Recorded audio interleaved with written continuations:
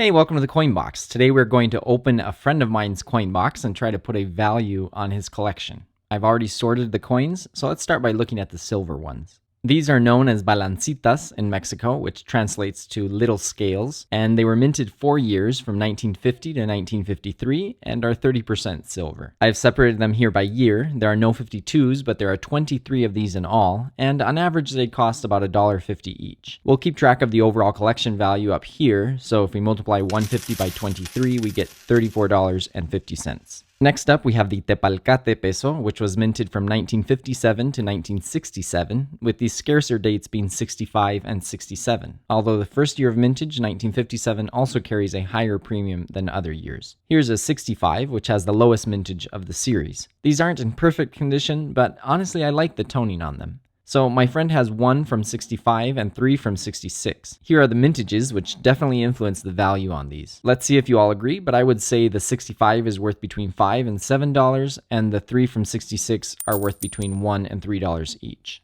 Okay, next we have an 8 real, which is a very collectible and sought after coin. This one shows King Charles IV and has quite a few chop marks from the Orient. It's definitely worn, but most of the details in the design still show through quite well. The prices on these are all over the place, but from what I've seen, this one's probably worth around $150. That would bring the total value to around $196.50. And briefly before moving on, here's this really cool edge design on this 8 real. Now we come to the sad part of this collection. Unfortunately, there are several fake coins here that are actually very common, so I'm going to point out a few of the reasons why we know they're fake, and later on I'll make another video showing different ways you can test for fakes. For example, this Olympic coin has a reeded edge when it's supposed to have a lettered edge. Also, when we compare it to a real one, if we flip them around, we can see the orientation on the fake is not correct. Because of these small differences, it's always good to be able to compare a questionable looking coin with a known authentic. Another red flag, of course, is the rust on the coin from the iron. Silver does not tone like that. I honestly don't know if my friend paid for these fakes or if they were a gift, but I'm sure there are people out there paying good money for these thinking they're buying valuable silver coins when in fact they're almost worthless. So what we're going to do is add up the estimated value of each of these fakes as if they were real. That way we'll see the difference it would make in the overall value of the collection. So this Olympic coin would be worth around $15.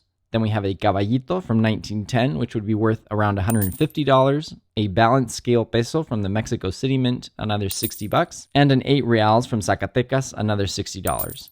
Of course, there are many factors that affect the value of coins, such as condition, mint, year, etc. So these are just approximate prices. This one here is supposed to be an American Silver Eagle, but it's a very bad copy because for starters, the date is 1900, when the American Silver Eagles weren't even minted until 1986. Even the Walking Liberty design wasn't minted until 1916 on the half dollar, so a coin with this design from 1900 doesn't even exist. And as you can see, it's much larger than it's supposed to be as well, but if it were real, it'd be worth about $38. So all of those would bring the total value of the collection to about $519.50. But if we subtract all the fakes, that takes us all the way back to $196.50. That's why it's important, among other things, to purchase from reputable sellers to try to keep these kind of fakes out of your collection. Next up, we have a group of common foreign coins, which on average are not worth more than 50 cents each, so we'll add them up at the end. We have 10 centimos from Spain, 50 lire from Italy, 10 francs from France,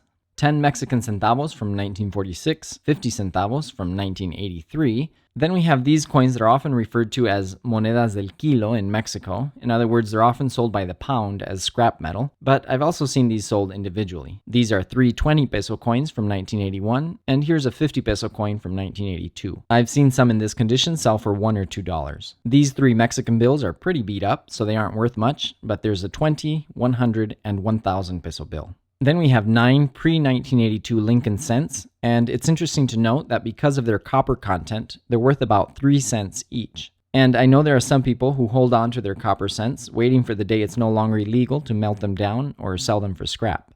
And finally, we have this pile of Mexican and US coins, which altogether are worth about $3. So if we add all those up, we get a grand total of $204, which is approximately what my friend's collection is currently worth. I've sorted the collection into 4 groups: the fakes, the common or face value coins, which in my opinion are not worth keeping, then a few coins that might be worth holding on to, and finally the silver coins, which make up the most value in the collection.